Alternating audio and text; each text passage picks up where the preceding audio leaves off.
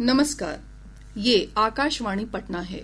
अब आप रचना सहाय से प्रादेशिक समाचार सुनिए। पहले मुख्य समाचार। प्रधानमंत्री नरेंद्र मोदी ने कहा, सरकार आतंकवाद और अशांति फैलाने वाले माओवाद को किसी भी कीमत पर बर्दाश्त नहीं करेगी। केंद्रीय गृह मंत्री अमित शाह ने ऑपरेशन सिंदूर के दौरान बीएसएफ की भूमिका की सराहना की। कहा, दुनिया भारतीय सशस्त्र बलों की बहादुरी की प्रशंसा कर रही है।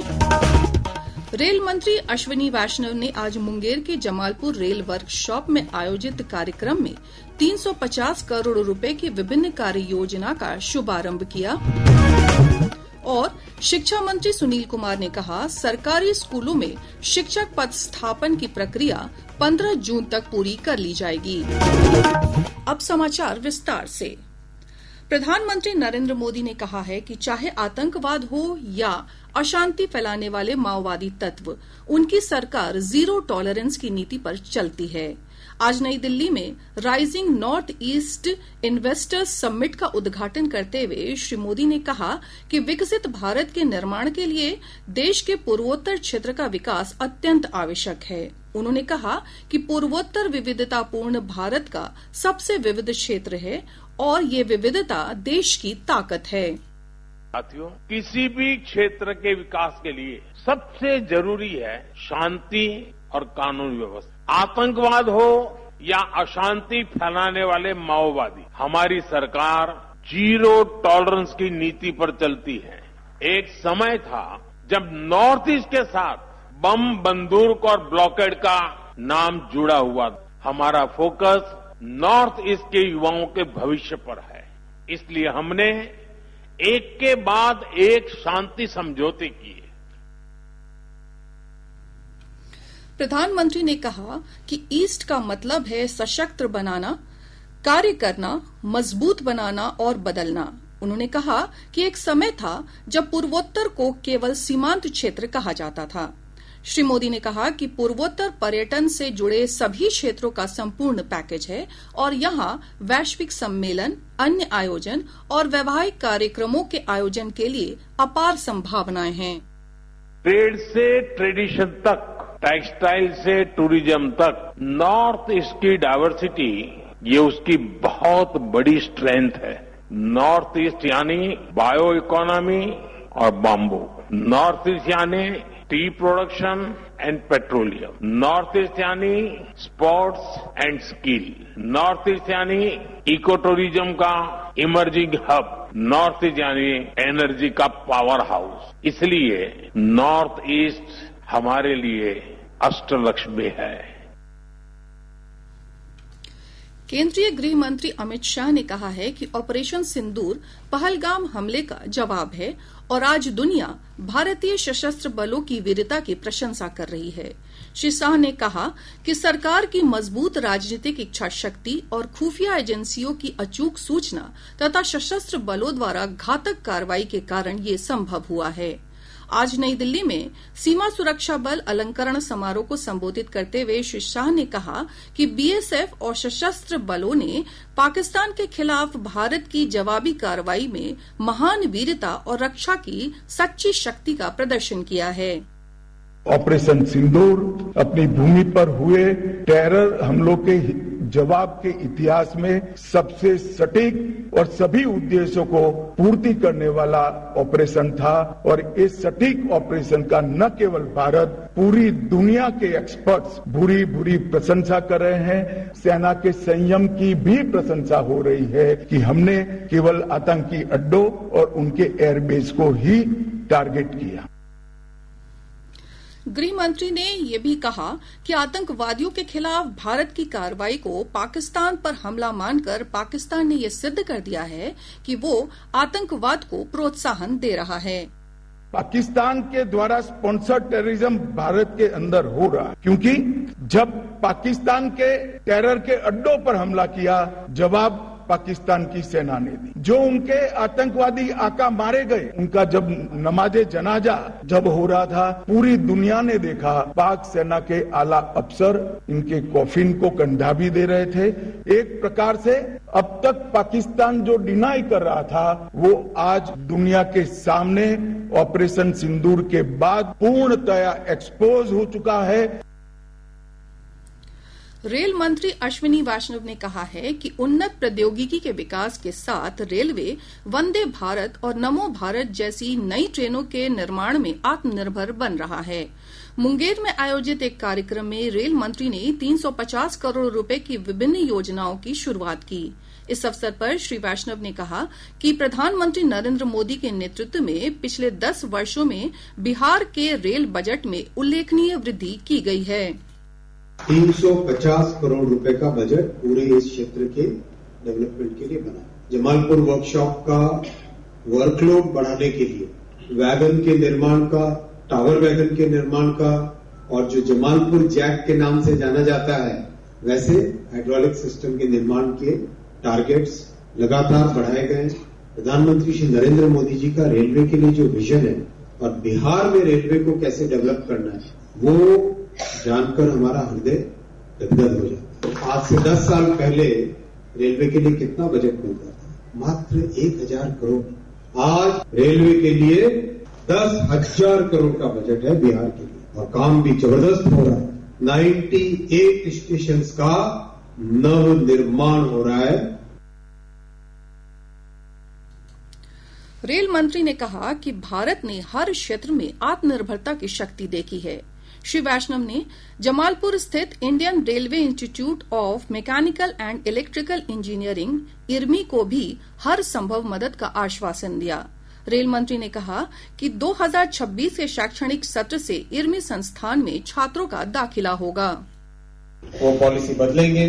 आज यहाँ से जाने के बाद में तुरंत मैं गति शक्ति विश्वविद्यालय उनके वाइस चांसलर साहब को बुला के उनको कहूंगा यहाँ पे जमालपुर आए, विजिट करें। विजिट करके किस तरह से हम बाहर से स्टूडेंट्स को 2026 में, ये 2025 चल रहा है, नए बैच की तैयारी करने में 1 साल का समय कम से कम लगता है, तो 2026 में पहला बैच हम कैसे लें, उसकी व्यवस्था वो करें।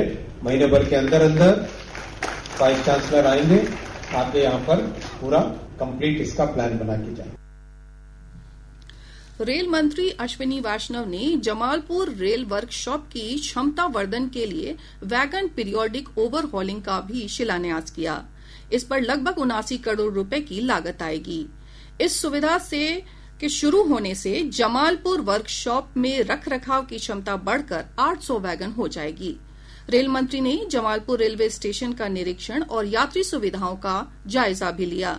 इस अवसर पर केंद्रीय मंत्री राजीव रंजन सिंह उर्फ ललन सिंह, उप मुख्यमंत्री विजय कुमार सिन्हा और सम्राट चौधरी भी उपस्थित थे। रेल तथा केंद्रीय सूचना एवं प्रसारण मंत्री अश्विनी वैष्णव ने आज एक अणे मार्ग पटना में मुख्यमंत्री नीतीश कुमार से शिष्टाचार मुलाकात की। इस अवसर पर केंद्रीय मंत्री ललन सिंह, उप मुख्यमंत्री सम्राट चौधरी और विजय कुमार सिन्हा भी मौजूद थे। मुख्यमंत्री नीतीश कुमार कल नीति आयोग की बैठक में शामिल होने के लिए दिल्ली जाएंगे। वहीं मुख्यमंत्री 25 मई को प्रधानमंत्री नरेंद्र मोदी की अध्यक्षता में एनडीए शासित प्रदेश के मुख्यमंत्रियों की एक महत्वपूर्ण बैठक में भी भाग लेंगे। बैठक में बिहार के चुनावी रणनीति पर भी चर्चा हो सकती है। प्रादेशिक समाचार आप आकाशवाणी पटना से सुन रहे हैं। ताजा समाचारों के लिए आप हमारे एक्स हैंडल AIR News _ पर जा सकते हैं। जदयू के वरिष्ठ नेता और सांसद संजय झा के नेतृत्व में जापान गए सर्वदलीय शिष्टमंडल ने आज टोक्यो में विभिन्न नेताओं से मुलाकात कर ऑपरेशन सिंदूर के तहत पाकिस्तान के खिलाफ की गई कार्रवाई की जानकारी दी। दोनों पक्षों ने आतंकवाद को कतई बर्दाश्त न करने की नीति को दोहराया। इस दौरान श्री झा ने कहा कि दुनिया के किसी भी हिस्से में हो रही आतंकवादी गतिविधि का पाकिस्तान से कोई न कोई संबंध रहा है। देखिए, हम लोग बहुत सारे पार्लियामेंटेरियन से आज मिले हैं, जो डाइट यहाँ कहा जाता है पार्लियामेंट को, and everyone is supporting us in fight against terrorism. Pakistan एक बाहर जाकर के अदरवाइज जाकर के विक्टिम कार्ड खेलता था, वो एक्सपोज हो रहा है इससे। अब लोगों को समझ में आ रहा है कि ये स्टेट स्पॉन्सर्ड टेररिज्म है। तो पूरा जब सिस्टम ही वहां इस टाइप से सोचता है तो पूरा आर्मी, पूरा सरकार वही प्रमोट, वही फाइनेंस, वही ट्रेन करता है। ये चीज बताना था। कल हम उनके फॉरेन मिनिस्टर से मिले, उनके एक्स प्राइम मिनिस्टर से मिले। आज सुबह हम लोग जो डिफरेंट कंट्री के एम्बेसडर हैं उनसे मिले, उनके थिंक टैंक से मिले। मुझे लगता है कि बहुत ही सक्सेसफुल और खास करके टेररिज्म को लेकर के जो एक वर्ल्ड में व्यू है। पिछले 2 वर्षों में अग्निपथ योजना के तहत भर्ती किए गए लगभग 3000 अग्निवीरों ने ऑपरेशन सिंदूर में आगे बढ़कर नेतृत्व किया। सेना की ओर से जारी बयान में कहा गया है कि इन अग्निवीरों में से अधिकतर 20 साल के युवा थे, जिन्होंने पाकिस्तान के मिसाइल और ड्रोन हमलों से भारत के सैन्य प्रतिष्ठानों की रक्षा की। सेना ने कहा है कि अग्निवीर सैनिकों ने पश्चिमी मोर्चे पर तैनात वायु रक्षा इकाई में भी धैर्य और दृढ़ संकल्प दिखाया। अग्निवीरों ने रडार और आकाश तीर नोड्स को संचालित करने के अलावा युवा अग्निवीरों ने पिकोरा, शिल्का, OSA-AK, स्ट्रेला और तुगुस्का मिसाइलों के साथ साथ मध्यम दूरी की सतह से हवा में मार करने वाली मिसाइल प्रणाली का भी संचालन किया। भाजपा के प्रदेश अध्यक्ष डॉक्टर दिलीप जायसवाल ने कहा है कि प्रधानमंत्री नरेंद्र मोदी के नेतृत्व में देश मजबूत हाथों में है। उन्होंने कहा कि प्रधानमंत्री के नेतृत्व में जिस सटीकता से ऑपरेशन सिंदूर चलाया गया, उससे सभी देशवासी गौरवान्वित हैं। श्री जायसवाल ने कांग्रेस पर आरोप लगाते हुए कहा कि चीन और पाकिस्तान का समर्थन करने वाली पार्टी को जनता कभी माफ नहीं करेगी। ये पूरा देश की जनता ऑपरेशन सिंदूर और जिस तरह से आतंकवादी ठिकाने को नेस्तनाबूद किया गया और आतंकियों का जनाजा अर्थी पाकिस्तान में निकाला गया, पूरा देश इस बात को लेकर के खुश है कि ऑपरेशन का मतलब होता है किसी एक मिशन के लिए उस ऑपरेशन को करना। और नरेंद्र मोदी जी के नेतृत्व में भारत मजबूत है। भारत एक नए भारत के रूप में जो है आज दुनिया के सामने पेश हो रहा है। तो इसलिए जो है आने वाले समय में भारत का इस तरह का जो ऑपरेशन हुआ है पूरा दुनिया याद रखेगा। शिक्षा मंत्री सुनील कुमार ने कहा है कि सरकारी स्कूलों में शिक्षक पद स्थापन की प्रक्रिया 15 जून तक पूरी कर ली जाएगी। श्री कुमार ने कहा कि अनुकंपा और दिव्यांग शिक्षकों की नियुक्ति प्राथमिकता के आधार पर जल्द की जाएगी। कि जो भी अनुकंपा आधारित नियुक्तियां हैं या दिव्यांग बच्चियों के लिए जो विशेष शिक्षकों की नियुक्तियां हैं वो हम लोग शीघ्र करेंगे और यहाँ पर इंफ्रास्ट्रक्चर में जो कमी है उसको भी पूरा करेंगे और अगले 1.5 से 2 महीने में जो भी पॉलिसी के तहत जो पोस्टिंग्स है वो सारी कंप्लीट हो जाएंगे टीचर्स। चक्रवातीय परिसंचरण के प्रभाव से प्रदेश में रुक रुक कर बारिश का सिलसिला जारी है। मौसम विभाग से प्राप्त जानकारी के अनुसार भागलपुर, बांका, मुंगेर, लखीसराय, जमुई, वैशाली, गया और नालंदा समेत आसपास के हिस्सों में आज सुबह हल्की बारिश हुई है। मौसम विज्ञान केंद्र पटना ने बताया कि अगले 24 घंटों के दौरान राज्य के उत्तरी और दक्षिणी भागों के कुछ स्थानों पर वज्रपात के साथ बारिश हो सकती है। और अब अंत में मुख्य समाचार एक बार फिर। प्रधानमंत्री नरेंद्र मोदी ने कहा, सरकार आतंकवाद और अशांति फैलाने वाले माओवाद को किसी भी कीमत पर बर्दाश्त नहीं करेगी। केंद्रीय गृह मंत्री अमित शाह ने ऑपरेशन सिंदूर के दौरान बीएसएफ की भूमिका की सराहना की। कहा, दुनिया भारतीय सशस्त्र बलों की बहादुरी की प्रशंसा कर रही है। रेल मंत्री अश्विनी वैष्णव ने आज मुंगेर के जमालपुर रेल वर्कशॉप में आयोजित कार्यक्रम में 350 करोड़ रुपए की विभिन्न कार्य योजनाओं का शुभारंभ किया। और शिक्षा मंत्री सुनील कुमार ने कहा, सरकारी स्कूलों में शिक्षक पद स्थापन की प्रक्रिया 15 जून तक पूरी कर ली जाएगी। इसके साथ ही आकाशवाणी पटना से प्रसारित प्रादेशिक समाचार का ये अंक समाप्त हुआ।